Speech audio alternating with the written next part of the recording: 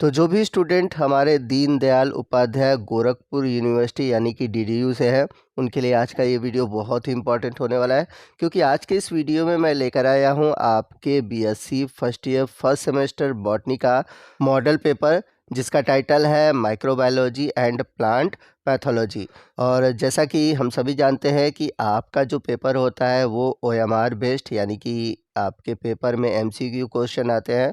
तो मैंने वीडियो में ऐसे मोस्ट इम्पॉर्टेंट क्वेश्चन लिए हुए हैं जो कि प्रीवियस ईयर एग्ज़ाम में पूछे गए हैं और आपके आने वाले एग्ज़ाम के लिए बहुत ही इम्पॉर्टेंट है। तो जैसा कि आपके बॉटनी का जो पेपर है उसका टाइटल है माइक्रोबायोलॉजी एंड प्लांट पैथोलॉजी, तो आइए देखते हैं कौन कौन से इम्पॉर्टेंट क्वेश्चन हैं और आपको कौन कौन से क्वेश्चन ज़रूर तैयार करने हैं। तो आइए चलते हैं पहले क्वेश्चन की ओर। पहला क्वेश्चन है, what is the common temperature used in autoclave. तो ऑटोक्लेव में जो प्रयोग करने वाला सामान्य टेम्परेचर है वो क्या है। तो ऑटोक्लेव में जनरली 121 डिग्री सेंटीग्रेड यानी कि 121 डिग्री सेंटीग्रेड का उपयोग किया जाता है। यहाँ पर आपसे एक क्वेश्चन और भी है कि ऑटोक्लेव में 121 डिग्री सेंटीग्रेड कितने टाइम तक यानी कि कितने ड्यूरेशन तक यूज़ करते हैं अगर हम 121 डिग्री सेंटीग्रेड लेते हैं। तो आप इसका आंसर हमें कमेंट करके बताएंगे। तो कमेंट ज़रूर करिएगा, अगर आंसर नहीं भी पता होगा तो आप कमेंट करके बोलिएगा, मैं इसका आंसर आपको कमेंट बॉक्स में बता दूंगा। आइए चलते हैं अगले क्वेश्चन की ओर। अगला क्वेश्चन है, बियर लैम्बर्ट का नियम निम्नलिखित में से किसके बीच संबंध स्थापित करता है। तो आप सभी ने माइक्रोबायोलॉजी में लैम्बर्ट बियर लॉ जरूर पढ़ा होगा और आपने देखा होगा कि उस एक्सपेरिमेंट में ये बताया गया है कि कितना एनर्जी एब्जॉर्ब होता है और कितना रिफ्लेक्ट होता है। यानी कि ये जो नियम है ये एनर्जी एब्जॉर्प्शन और रिफ्लेक्टेड रेडिएशन के बीच संबंध स्थापित करता है। तो यहाँ पर जो राइट ऑप्शन है ऑप्शन डी है। चलते हैं क्वेश्चन नंबर थर्ड की ओर। क्वेश्चन नंबर थर्ड है, the ultrastructure of a cell organelles can be study by, यानी कि कोशिका की जो परिसंरचना है यानी कि बहुत छोटी जो संरचना है, अगर हमें उसकी अध्ययन करनी है तो हम किसकी सहायता से करेंगे। तो इस क्वेश्चन का जो राइट ऑप्शन है ऑप्शन डी है, इलेक्ट्रॉन सूक्ष्मदर्शी। चलते हैं क्वेश्चन नंबर फोर की ओर। क्वेश्चन नंबर फोर है, 70th type of ribosome are found in. तो आप सभी ने जरूर पढ़ा होगा कि जो 70th राइबोसोम है ये प्रोकैरियोटिक सेल में पाया जाता है। इसके अलावा यूकैरियोटिक सेल में आपको माइटोकॉन्ड्रिया क्लोरोप्लास्ट में देखने को मिलता है। तो यहाँ पर आप देखेंगे दिया हुआ है माइटोकॉन्ड्रिया, क्लोरोप्लास्ट और बैक्टीरिया, तीनों में ही ये 70th राइबोसोम पाया जाता है। तो इसलिए आपका जो राइट ऑप्शन है ऑप्शन डी है, सभी में। क्वेश्चन नंबर 5 है, माइटोकॉन्ड्रिया आर अब्सेंट इन। तो माइटोकॉन्ड्रिया किस में नहीं पाया जाता। तो जितने भी प्रोकैरियोटिक सेल है उसमें माइटोकॉन्ड्रिया नहीं पाया जाता। तो यहाँ पर आपका जो राइट ऑप्शन है ऑप्शन सी है, बैक्टीरिया।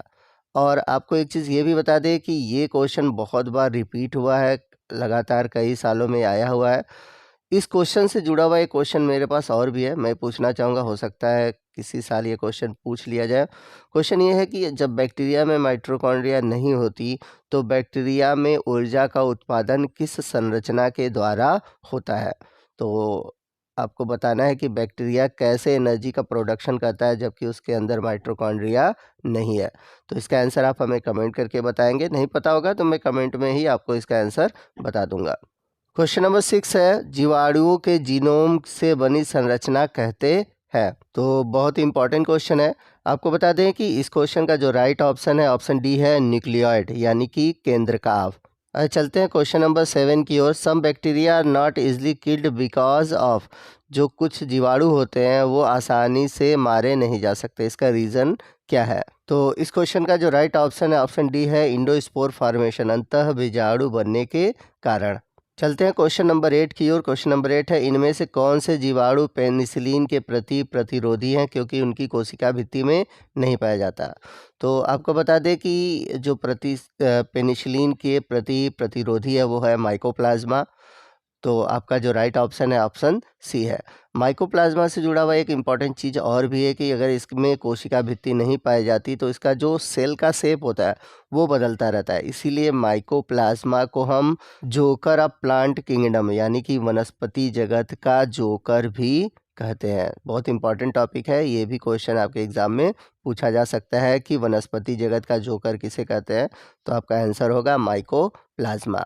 चलते हैं अगले क्वेश्चन की ओर। क्वेश्चन नंबर 9 है, ध्रुवीय कशाभिका का एक समूह कहलाता है। यानी कि जब पोलर फ्लैजला एक क्लस्टर के रूप में हो तो उसे हम क्या कहेंगे? तो आपका राइट ऑप्शन है ऑप्शन डी। क्वेश्चन नंबर 10 है, ग्राम पॉजिटिव बैक्टीरिया की कोशिका भित्ति के बारे में यह सत्य है। तो अगर आप सभी ऑप्शन पढ़ते हैं, पहला ऑप्शन है कोशिका भित्ति कई परतों की बनी होती है, इसकी कोशिका भित्ति ग्राम नेगेटिव जीवाणु से अधिक होती है, इसकी कोशिका भित्ति में ट्यूचेरिक एसिड पाया जाता है। तो इस क्वेश्चन का जो राइट ऑप्शन है वो है ऑप्शन डी, उपरोक्त सभी। चलते हैं अगले क्वेश्चन की ओर। अगला क्वेश्चन है, कीमोटैक्सिस क्या होता है? तो कीमोटैक्सिस में होता क्या है कि जो बैक्टीरिया होती है वो किसी केमिकल के तरफ आकर्षित भी हो सकती है, उससे दूर भी जा सकती है।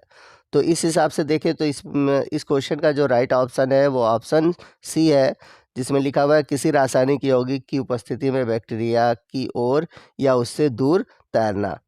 चलते हैं अगले क्वेश्चन की ओर। क्वेश्चन नंबर 12 है, निम्नलिखित में से किस चरण में वृद्धि के दौरान सेकेंडरी मेटाबोलाइट्स का उत्पादन होता है?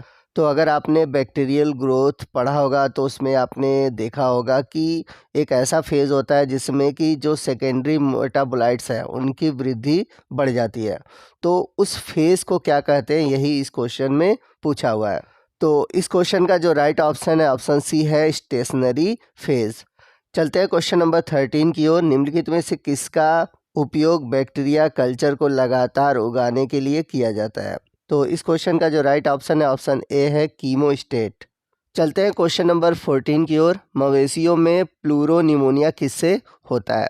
तो आपने देखा होगा जो कैटल होते हैं उनमें जो प्लूरोनिमोनिया होता है वो होता है माइकोप्लाज्मा के कारण। तो आपका राइट ऑप्शन है ऑप्शन सी। आइए चलते हैं अगले क्वेश्चन की ओर। अगला क्वेश्चन है, किसी विषाणु द्वारा अनुवांशिक पदार्थ एक जीवाणु से दूसरे जीवाणु में पहुंचाने को हम क्या कहते हैं? तो सिंपल वे में मैं आपको समझाऊं तो आपने जब बैक्टीरियल रिप्रोडक्शन पढ़ा होगा तो आपको पता होगा कि कुछ ऐसे रिप्रोडक्शन होते हैं जिसमें कि बैक्टीरिया का जो जेनेटिक मटेरियल है दूसरे बैक्टीरिया में जाने के लिए वायरस की ज़रूरत होती है, यानी कि विषाणु की ज़रूरत होती है, और वो कहलाता है ट्रांसफॉर्मेशन। तो आपका राइट ऑप्शन है ऑप्शन बी।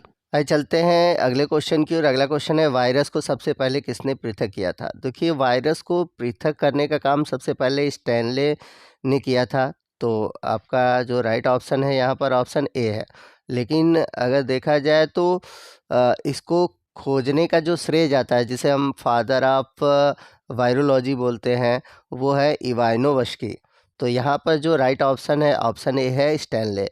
चलते हैं क्वेश्चन नंबर 17 की ओर। क्वेश्चन नंबर 17 है, सावरकरौत इज। तो सावरकरौत है तो ये है एक तरह से पत्ता गोभी की श्रेणी में आता है। तो आपका जो राइट ऑप्शन है यहाँ पर ऑप्शन सी है। चलते हैं क्वेश्चन नंबर 18 की ओर। क्वेश्चन नंबर 18 है, वह शैवाल जो आयोडीन निष्कर्षण का मुख्य स्रोत है। तो आयोडीन निष्कर्षण का जो मुख्य स्रोत है वो है लेमिनेरिया। तो आपका राइट ऑप्शन है ऑप्शन बी। चलते हैं क्वेश्चन नंबर 19 की ओर। निम्नलिखित में से कौन सा नाइट्रोजन स्थिरीकरण करने वाला सहजीवी प्रोकैरियोटिक है? तो नाइट्रोजन का फिक्सेशन करने वाला प्रोकैरियोटिक है एनाबीना। आपको बता दें कि ये जो एनाबीना है ये एक ब्लू ग्रीन एल्गी है और यह सहजीवी के रूप में भी पाया जाता है। तो आपका राइट ऑप्शन है ऑप्शन ए। चलते हैं क्वेश्चन नंबर 20 की ओर। लाल शैवाल का लाल रंग किसके कारण होता है? यानी कि इसमें आपको पिगमेंट दिए गए हैं, आपको बताना है कि किस पिगमेंट के कारण जो रेड एल्गी है उनका लाल रंग होता है। तो इस क्वेश्चन का जो राइट ऑप्शन है ऑप्शन ए है, आर फाइकोएरिथ्रिन। चलते हैं अगले क्वेश्चन की ओर। क्वेश्चन नंबर 21 है, चाय में लाल जंग रोग किसके कारण होता है? तो जो रेड रस्ट ऑफ टी है ये होता है एल्गी के कारण। तो यहाँ पर यही एक ऐसा एग्जाम्पल है जहाँ पर एल्गी पैरासाइट के रूप में पाया जाता है। और आपसे ये क्वेश्चन भी है क्योंकि ये क्वेश्चन बहुत बार पूछता है, क्योंकि बहुत कम लोग जानते हैं कि एल्गी पैरासाइट भी होता है, कोई एग्जाम्पल भी है। तो आपको उस एल्गी का नाम बताना है जिसकी वजह से रेड रस्ट ऑफ टी होता है। और ये भी इम्पॉर्टेंट क्वेश्चन है, इसका आंसर भी आप याद कर लीजिएगा। अगर आंसर नहीं पता है आप हमसे कमेंट करिएगा क्वेश्चन नंबर डालकर कि इस क्वेश्चन का आंसर क्या होगा, मैं कमेंट करके इसका आंसर आपको बताऊंगा। क्वेश्चन नंबर 22 है, उडोगोनियम में हरित लवक होता है। तो उडोगोनियम में जो हरित लवक होता है वो रेटिकुलेट होता है। तो आपका राइट ऑप्शन है ऑप्शन सी। चलते हैं क्वेश्चन नंबर 23 की ओर। क्वेश्चन नंबर 23 है, सिनजियोस्पोर आर फाउंड इन। तो सिनजियोस्पोर किस में पाए जाते हैं? आपको बता दें कि ये जो सिनजियोस्पोर है ये आपको ग्रीन येलो एल्गी वाउचेरिया में देखने को मिलता है। तो आपका जो राइट ऑप्शन है ऑप्शन डी है। चलते हैं क्वेश्चन नंबर 24 की ओर। क्वेश्चन नंबर 24 है स्टोन वर्थ का संबंध है। तो स्टोन वर्थ किसे कहते हैं आपको ये बताना है। तो आपने कैरा पढ़ा होगा, तो कैरा जो है वो कैरल से आता है, ठीक है। तो इसका जो राइट ऑप्शन है ऑप्शन सी है कैरल्स। चलते हैं क्वेश्चन नंबर 25 की ओर। क्वेश्चन नंबर 25 है the number of coronal cell in nucule of Chara, यानी कि कैरा के न्यूक्यूल में कितने कोरोनल कोशिकाएं पाई जाती हैं। तो इस क्वेश्चन का जो राइट ऑप्शन है ऑप्शन सी है 5। तो दोस्तों यहाँ पर हमने 25 क्वेश्चन सॉल्व किए हैं। अगर आप चाहते हैं कि बाकी जो बचे हुए 25 क्वेश्चन हैं मैं उनको सॉल्व कराऊं तो आप कमेंट करिएगा। मैं पूरी कोशिश करूंगा कि अगले दिन मैं आपको बाकी बचे हुए जो 25 क्वेश्चन हैं उनको सॉल्व करा दूं।